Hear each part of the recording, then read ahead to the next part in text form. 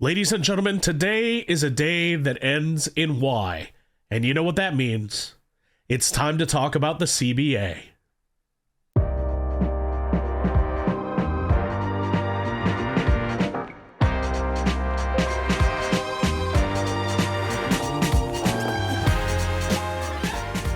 That's right, ladies and gentlemen. Welcome back to the CC Report. And today, yet again, we have to talk about the CBA and the progress that has been made over the course of the month of January, or rather the lack of progress that has been made over the course of the month of January. Before I begin, please forgive me. I am getting over a cold, so if I sound a little grovelly or sneezy or whatever, that's why. But we had to get this video out to you. This discussion really needs to be had, and I think that it's timely, especially in the wake of news articles that have been brought forth today. The negotiations right now completely frozen.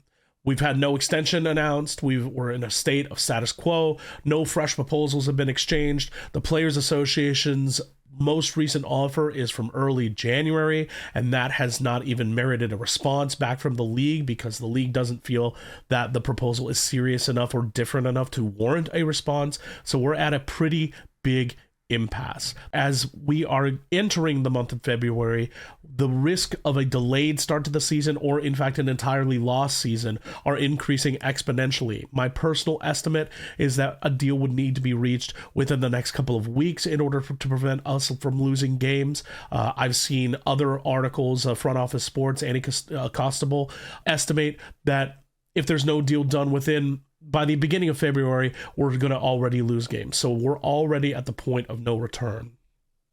This is becoming a high-stakes clash over hundreds of millions of dollars and how the league's growing revenue will be divided over the long term. Owners are favoring a model based on net revenue. Players are favoring gross revenue. And the first thing that I want to do in this discussion is kind of go over both of these financial models and how far apart they are in terms of real world dollar amounts. So the first thing to understand about both of these models and about the revenue that is generated from the league is that it's projected to increase year over year. It's projected to make more money as the years go on. So what that means is that the revenue that is generated in 2026 is going to be less than the revenue that is generated in 27, 28, all the way through the life of the CBA. So that means that in 2026, the difference between a 30% gross revenue share, which is what the players are proposing, and a 70% net revenue share, which is what the league is proposing, is about $95 million. But by 2030, the delta goes to about $174 million. Therefore, when you add it all up, the cumulative difference between the two proposals in terms of real world money between the players' proposal and the league's proposal is about $700 million all told. Or to put it another way, the league's proposal would pay players about a half of what the Players Association's proposal would. So there's a lot of money on the line in both directions. And so there's a lot of reasons for both sides to stick to their guns. One of the reasons the league is extremely unlikely to move off of a net revenue share model into the gross revenue share is because of concerns about sustainability. What that means is that the league wants to ensure that it's not overstepping its bounds, that the league wants to ensure that any expenditure that they are making is financially sustainable for the life of the entire league, not just based on whatever growth is happening right now. They're super concerned about this rise in popularity being a bubble that's only attributable to something that is going to be temporary and that is not going to be a permanent fixture in the league. And since a lot of the increased marketability and a lot of the eyeballs and the numbers that have been generated recently in the last couple of years can be directly attributed to one player, Caitlin Clark, their concerns seem to be valid. So let's go over some of those viewership numbers really quick. We're looking at 2025. That was Caitlin's injury-shortened season. She only played 13 games in 2025, but in that year, regular season viewership averaged 969,000 viewers per game across ESPN, ION, and CBS. That is a 3% increase over 2024's already record. Indiana Fever games specifically averaged 1.18 million viewers. However, non-Fever games averaged under 400,000 viewers. That is nearly 3 times higher the viewership for Fever games versus non-Fever games, something that can be directly attributed to the presence of Caitlin Clark either on the floor or on the sideline. 19 of the 22 games that featured over 1 million viewers featured the Fever.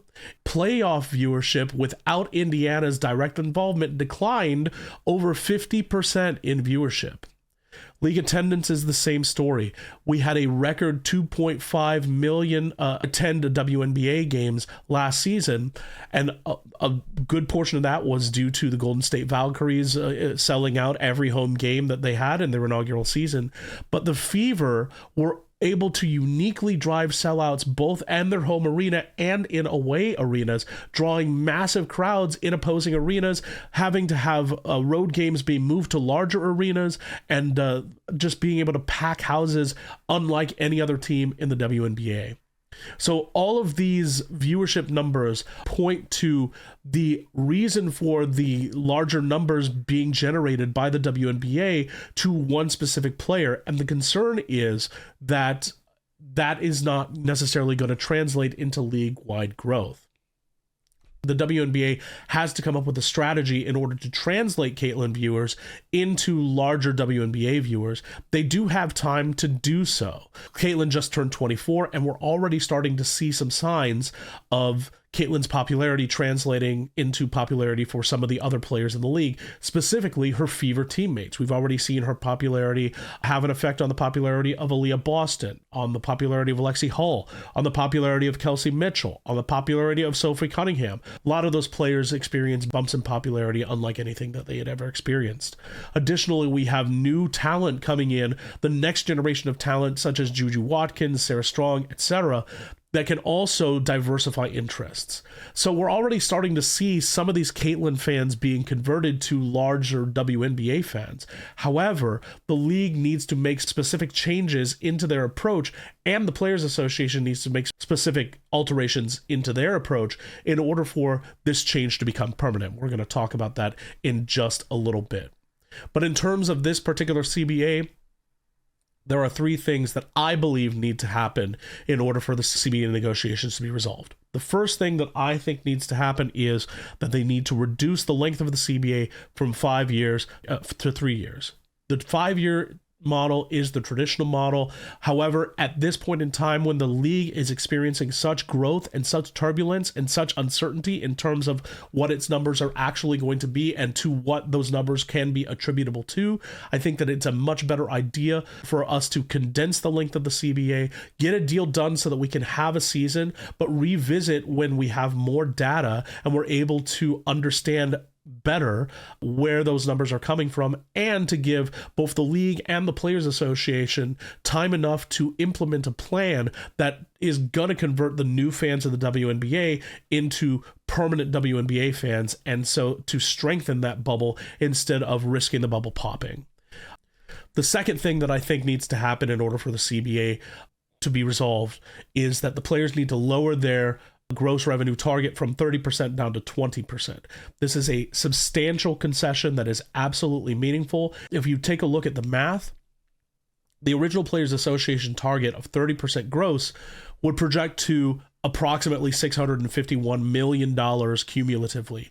A 20% demand would project to a $434 million cumulative total. That is a concession of $217 million by the Players Association, and it would drop average salaries from about $1 million per player to about $700,000 annually.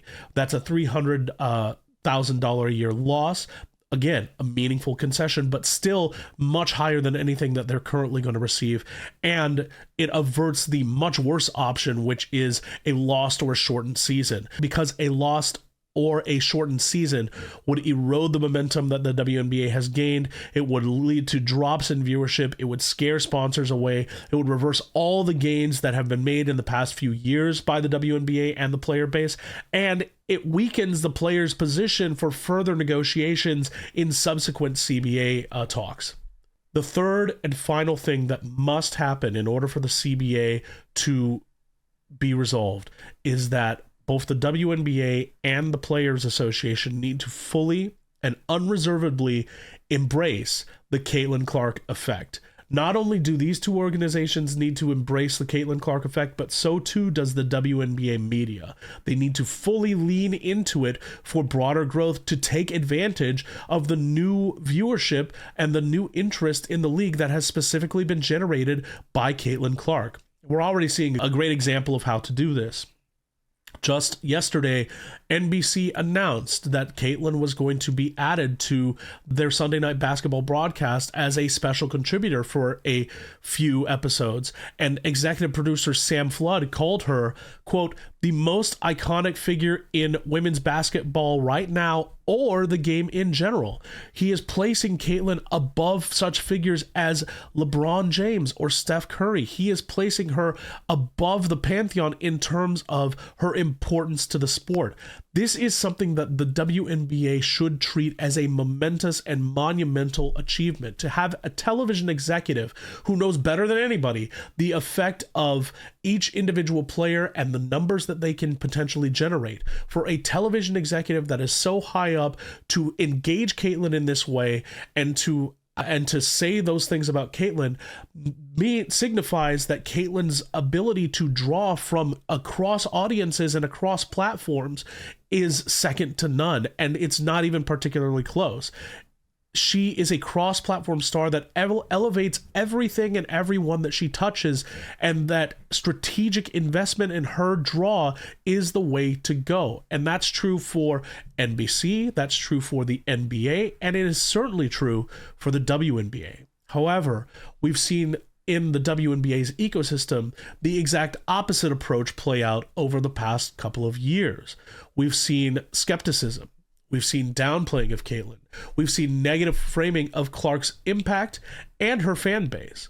And this has the effect of making new and casual fans feel unwelcome unless they submit to the previous norms that were standard in the WNBA. As a result, Caitlin Clark fans are less open to expanding their view, to considering other teams or other players that are outside of Caitlin and her orbit. They are more apt to disengage post-Fever elimination, and the potential growth of the league rather stays concentrated and further justifying and reinforcing owners' caution when it comes to the CBA and whether or not this Caitlin bubble can be translated into more general WNBA popularity. Let's take a look at some specific examples from the WNBA media of what I mean. Elle Duncan, in a 2024 podcast, said, quote, that new fans are sucking the life out of the WNBA. She's cast them as just drama and negatively diminishing her personal enjoyment and the enjoyment of other people that follow the WNBA. This alienates Fever fans and Caitlin fans specifically as intruders almost, making them feel unwelcome in the new space, which they were flocking to at the time. Sheryl Swoopes in January 2024 misstated Caitlin's age, how many years she was in school, how many shots she took per game in her NCAA scoring record. She was implying, or in fact explicitly stating, that Caitlin's record was not a legitimate record. Later, she apologized, but the damage had already been done by calling Caitlin and her fans not legitimate and by alienating them further and making them feel less welcome in a league that doesn't even bother to get the facts straight when it comes to Caitlin or her achievements or her accomplishments. Later on, Sheryl Swoopes, even though she apologized for that particular misstatement, doubled down on her reservations about Caitlin by questioning whether Caitlin in fact did dominate her rookie season, or when Caitlin talked in her Time article about uplifting African-American players, Sheryl just staying silent, so stony silence, and being extremely skeptical. Fans see that. Fans understand that Sheryl feels a certain type of way about Caitlin. And when a legend of the game like that is so openly hostile to the player that you venerate, it's going to make you feel a certain type of way right back at them. Natalie Esquire repeatedly has called Caitlyn a stat patter, that she has said that Caitlyn is scapegoating teammates, that said that Caitlyn was to blame, or at least was not a victim of the Kennedy Carter incident, questioned whether or not Caitlyn was the face of the league, and said marketability did not equal whether or not one person was the face of the league, even though she had the opposite representation when it came to Steph Curry and LeBron James. So that's the WNBA media. Then you talk about the ownership of the WNBA, and we've already know kind of what has been occurring there. Sheila Johnson, on a televised interview with CNN talking about Caitlin Clark's Time Athlete of the Year award, said that singling Clark out creates hard feelings. She asked, why couldn't we just name the entire league a League of the Year? This suggestion marginalizes Caitlin Clark fans and continues to further alienate and otherize them. We never saw that type of discussion when A'ja Wilson was named Times Athlete of the Year the next year, and we understand why that is the case. It just further alienates Caitlin's new fans, or the new fans that Caitlin brings. Renee Montgomery, part owner of the Atlanta Dream, called Caitlin Clark stans not representative of the league. She said that they were motivated by hate, that they engaged in racist, sexist, and violent conduct, broadly alienating swaths of the Fever fan base. To paint the entire fan base with that broad brushstroke pushed them even further away from the WNBA. Katie Nolan, most recently on Sue Bird's Bird's Eye View podcast, suggested that Caitlin Clark's support is merely disguised hate toward others, painting Caitlin Clark fans as having ulterior motives. Finally, the biggest instance of the WNBA engaging in behavior that pushed away Caitlin Clark fans was the Gainbridge Fieldhouse incident in May 2025, when the league was investigating alleged racist comments made toward Angel Reese at the season opening Fever Sky game, which turned out to be unsubstantiated internet rumors and internet memes. No evidence was found of racist behavior being engaged in, but the damage was already done, especially since it was right after the announcement of the No Space for Hate online campaign. It felt like new fans were being targeted. It amplified the division between fan bases. It gave Caitlin Clark critics ammunition, and it alienated the very audience that was needed to generate revenue for the league in the first place. Let me just be really clear about something for a second. Hate and racism is unacceptable in any form in the WNBA, has no place in the WNBA or in the Fever fan base or in any other fan base, but it does exist in all fan bases. The fact that Caitlin's audience and the Fever's audience is larger makes that problem more readily apparent, but it doesn't mean that it doesn't exist in other fan bases. So in painting the entire Fever fan base as racists or bad actors, you're doing two things. One is that you are empowering other bad actors in other fan bases to continue to engage in that behavior because you're only identifying Caitlin Clark fans and Fever fans as problematic.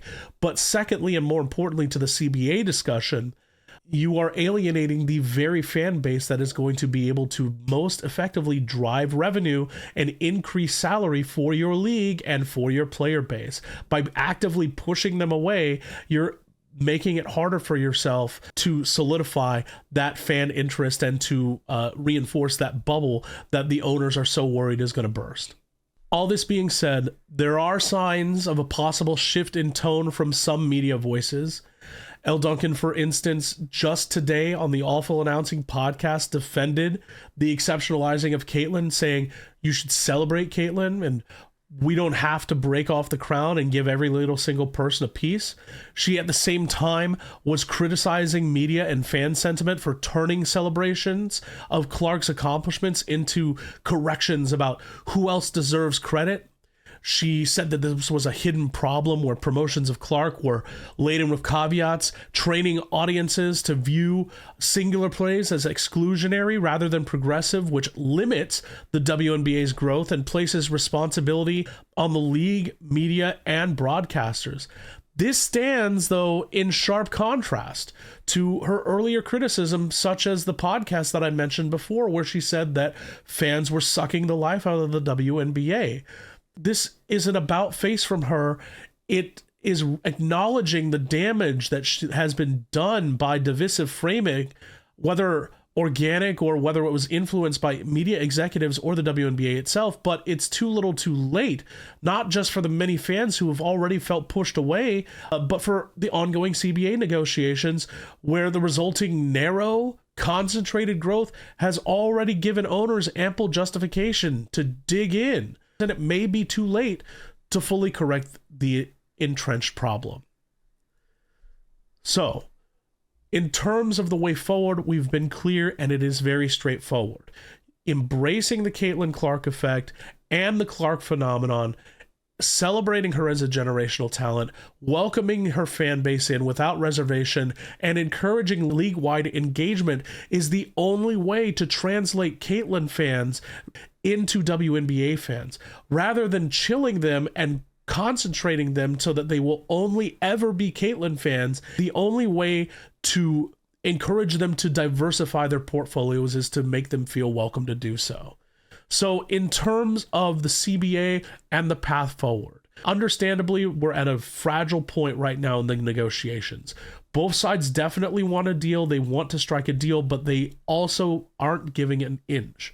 The solution to move forward is to shorten the length of the CBA to 3 years, to lower player demands from a 30% gross to a 20% gross, which would be a substantial concession by the players, but something that may be palatable to the league. But most importantly, to embrace the Caitlin Clark effect and move from an environment of exclusiveness to inclusiveness. It is time for action. League, office, owners, the Players Association, they all need to return to the table, find common ground, and get a deal done before it's too late. A delayed or a lost season would be devastating, not just eroding momentum, but handing critics proof that the growth was fragile all along. We need to protect what Caitlin and the league have built. The fans deserve it. The data supports it. The future depends on it. This has been the CC Report. Thank you so much for watching. I really appreciate it. Let me know your comments down below. Is this divide bridgeable? Can the league make this shift? Please like, subscribe, turn on your notifications. We're going to have more Caitlin Clark and more WNBA coverage coming soon. Share the video if it resonates. Ladies and gentlemen, this has been the CC Report, and we'll see you next time.